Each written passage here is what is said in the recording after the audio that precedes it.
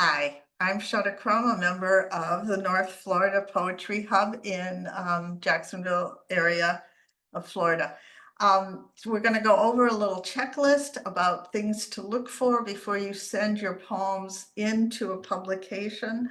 Every publication is a little bit different in how they want things submitted, but this is a general checklist for you to keep and to check through and just make sure you've, dotted all your I's and crossed all your T's and all of that. So I'm going to share my screen right now.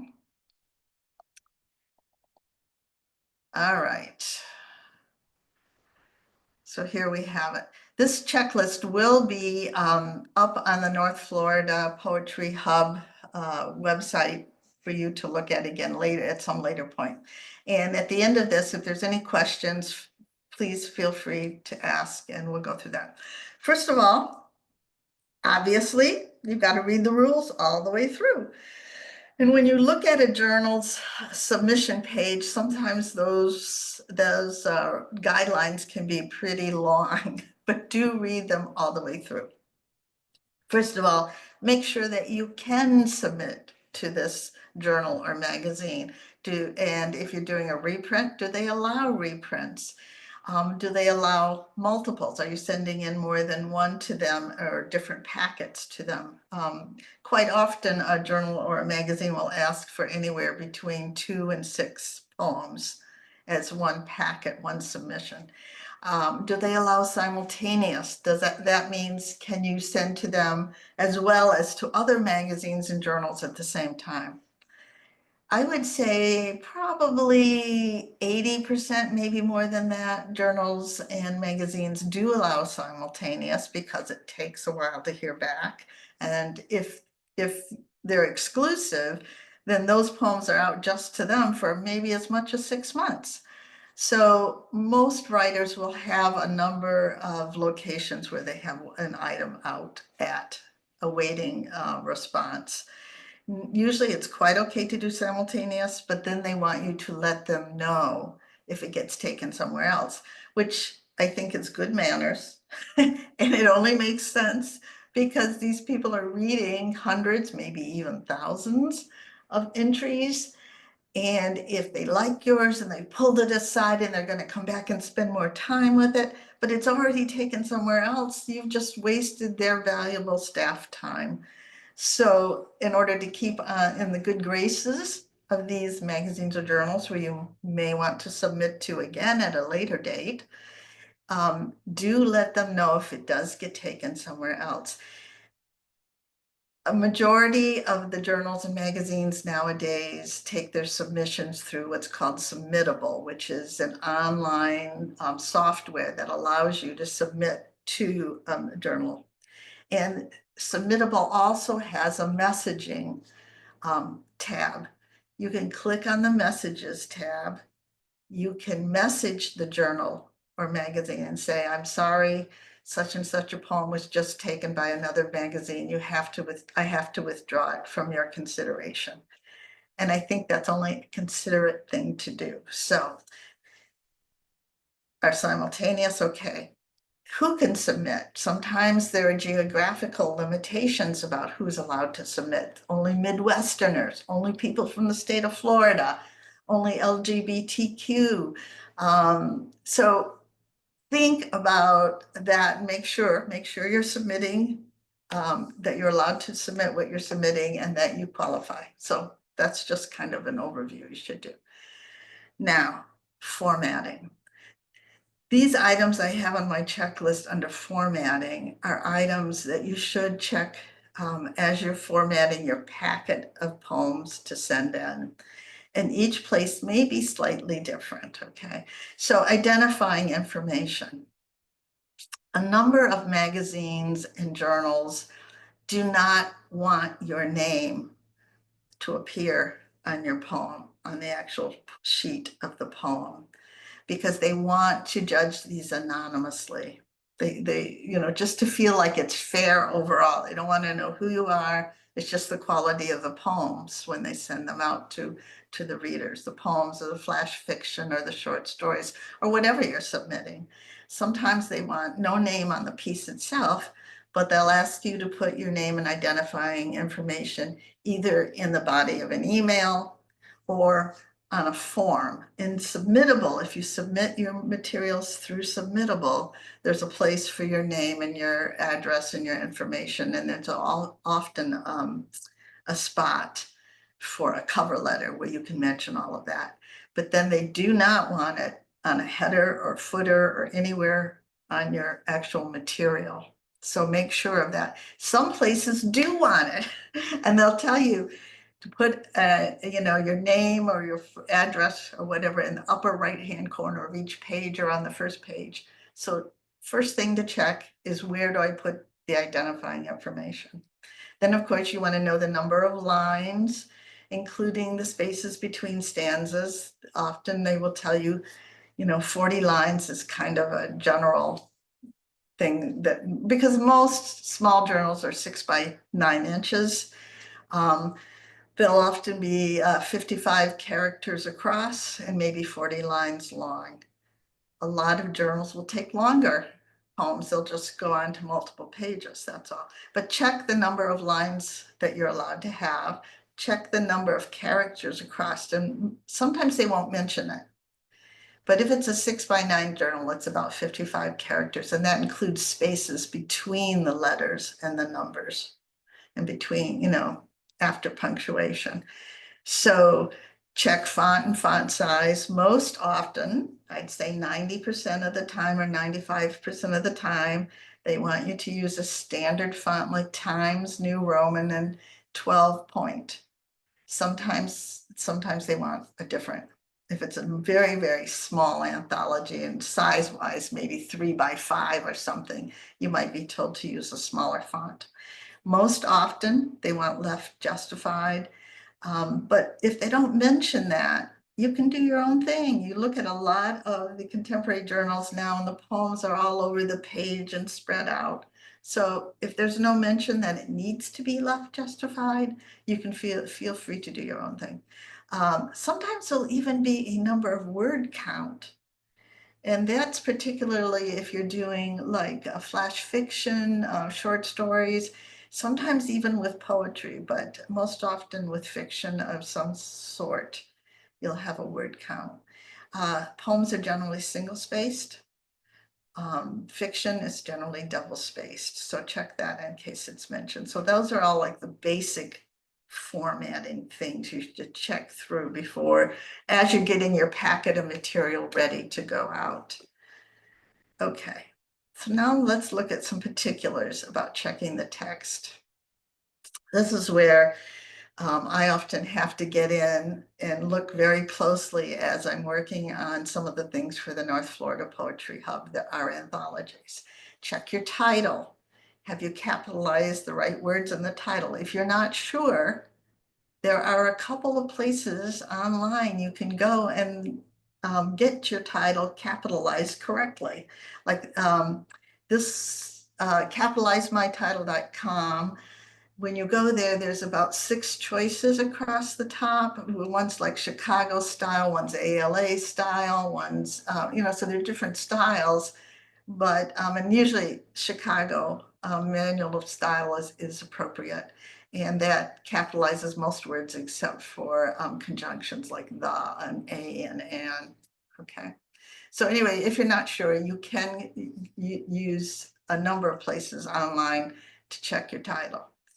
Spelling, of course, check all your spelling. Sometimes it doesn't come up in your Word doc because your word is spelled correctly, but it's the wrong word. So try to catch any misspells by reading through slowly, and I'm going to mention slowly again later. When you proofread, you are not reading as though you would just read this to somebody else. In other words, you're not reading at the speed I'm talking. You are reading very slowly, and it doesn't need to make sense when you're reading. You're looking at each individual word when you proofread. So if I'm proofreading this document in front of me, under number 2 punctuation, I would read this any, end, line, punctuation, question mark.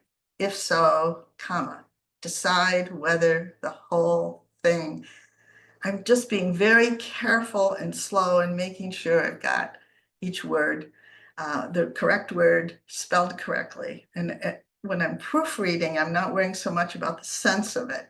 Hopefully I've already done that when I created the piece. I'm worried about the sense and all that other stuff. But anyway, so check your spelling.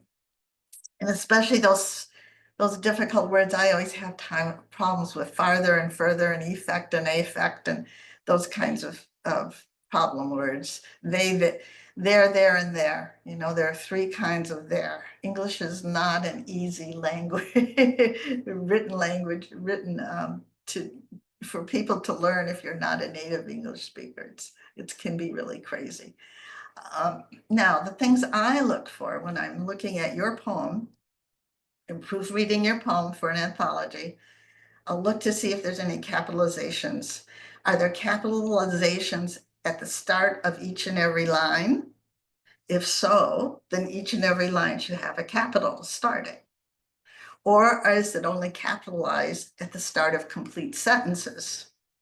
In which case every sentence should be capitalized. So, I mean, this sounds very simple and straightforward, but there are things I see when I'm proofreading. So sometimes I have to email people and say, you missed a cap on this line, and then you missed a cap on this line and this other line. Do you want them all caps? Because I can't, I mean, there are times when I can think I can make a guess of what you might have meant, but there are times I don't want to step on somebody's toes and do it wrong. So I want to make sure that you've sent it in the way you want to see it. So check the caps. Inline punctuation, it's the same thing.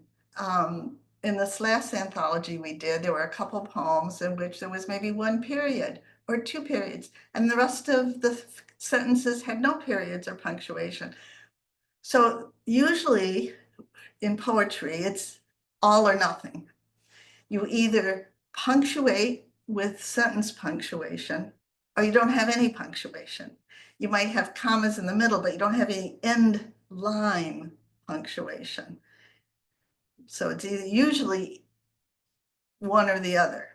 Now, sometimes you can see in that parentheses I've got there, if you need emphasis, you can have an occasional, like a question mark. Like suppose you could have a poem, and I know I've come across one of these, maybe it was Mary's, I'm not sure, where there are no punctuation in the whole body of the poem until you get to the very last line, which has a very important question ending the poem.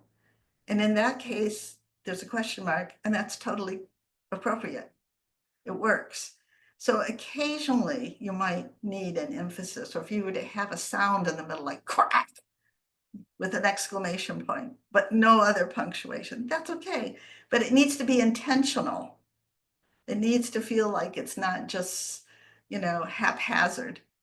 There was an intentional reason for having that single piece of punctuation. Okay, all right. So check. If you see one period, go through and decide all or none. Anyway, be intentional about your punctuation. If you're using also sentence lengths, sometimes I'll see poems with a whole long stanzas, one sentence, and maybe no commas, and then it's got a period at the end, and you know your poor reader hasn't had a chance to catch their breath. And so just as you're writing, think about sentence length. And to vary the sentence length is really just generally a good idea. If you're using parentheses, are both parenthesis marks there? Are both quote marks? Usually what happens is I end up finding a quotation with only one set of quote marks, either at the beginning or the ending, not so much the parentheses. In American English, the end line punctuation, the way you would punctuate the end of the sentence, goes inside the last quotation mark. In British punctuation, it goes outside, and British quote marks are single quote, single slash, not a double like ours. But for our publications, it's generally double quote, you know, quote marks, two slashes, two little zips, whatever they're called, at the beginning and end. And the sentence punctuation goes inside the last quote mark, okay? If you use an incomplete sentence as a parenthetical remark, put the punctuation after the last parenthesis, like this, period. So the incomplete sentence that's inside the parentheses is just part of that sentence, and you punctuate the sentence as you normally would, with a period at the end. You could use a comma if there was a longer sentence going on. So you would just go ahead and punctuate that sentence with the parenthetical remark in the middle of it if it's an incomplete parenthetical remark. If it's a complete parenthetical remark inside those parentheses, you punctuate that just like you would a complete sentence. So that line, or you could use a comma if there were more to the sentence period. That's how you do that one, because that's a complete sentence and it's inside the parentheses and it has the period after the word sentence, or see above, period. It's just complete by itself. Okay. I hope that makes sense. All right. Punctuation we covered. Spacing. Is the whole thing single spaced or occasionally double? This is within the stanzas. Most cases are usually single. Now, I have had poems that are written like a river flowing down the page, and maybe there's part of a word on one line and part of another word on the next line.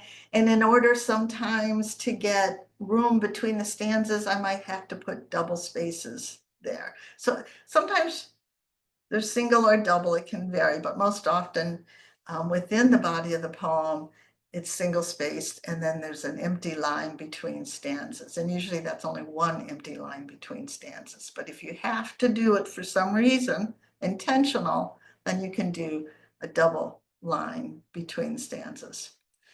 If it's left justified, does it all line up? It's easy to miss one space where a sentence line is coming. I said, use a ruler if you have to. And I came across this in the last anthology. There were some, there might be one or two lines that were just indented in one or two spaces. Now, I don't know. Did you as the author intend for that to happen? To put more emphasis on that line because you indented it or not? So it's hard for me to make that call. So if it's all supposed to be lined up to the left, make sure it is all lined up to the left, okay? And then double spacing within the text, just to make sure, you know, you have a single space between words and a single space between sentences. Just one thought, if you have a line that sticks way out, can you bring it in somehow to fit the pattern of your stanzas? And also because, as I said, a lot of journals are only about 6 inches across. And then you've got to have room for, the gutter, the sewing, you've got to have room for the margins. So there may not be more than 50 or 55 spaces across. And if it's a smaller journal, it might only be 30 or 35 characters you can get across. And that includes spaces between your letters and your punctuation. So if you've got a section that sticks way out and you're sending it to a journal, think about whether you can change those line breaks and bring it in. Stanzas. If working with a pattern, are all your stanzas the same length? Are they all 4 lines, 3 lines, whatever? Are they approximately the same width? We were just talking about 1 or 2 sentences that might stick way out. Or all your stanzas can be different. They don't have to be all the same, but what is kind of drives a proofreader crazy is if I'm reading a poem that's got maybe 5 or 6 stanzas, and out of those 5 or 6 stanzas, 4 or 5 are exactly a pattern, but there's one that isn't. Is that one that isn't meant to be different for some reason? Or did the person just, you know, or did the line just go over, you know, when you were typing, or did it just go over another line? You know, so sometimes I have to think about that and wonder if I need to contact the poet and say, you know, what's the deal here? But anyway, it's okay as long as you're intentional about it. And if you have subsections or stanzas that are numbered, Are all the numbers consistent in the type of font, Roman or Arabic numerals? What are you using, the size of that font? Where are you placing those numbers? Is there a period after that, after the number? Is there just a fancy little design, you know, before each stanza? You don't have to have subsections or numbers on your stanzas, but a lot of poems do. So just to make sure that those numberings are consistent, that's the main thing. And then if there's one that's off, you know, again, the proofreader has to wonder, well, is that a mistake? Is it, maybe you've got one number that's italicized. You know, what am I doing at this single italicized number and all the rest are not? You know, so then the proofreader has to contact somebody, which means an email to somebody. And sometimes I have, you know, 2 or 3 emails because we have to go back and forth. So just double check all of these little things. So that's about it for the handout. This will be on the North Florida Poetry Hub website in the documents in a little bit. So you can download it and keep it. There may be other things for you to think about too. You could add to it. These are just some of the things I thought of. So I hope it's helpful. And I'll stop my share here. And if somebody has any questions, or we can even stop the video here, Ruth. Okay.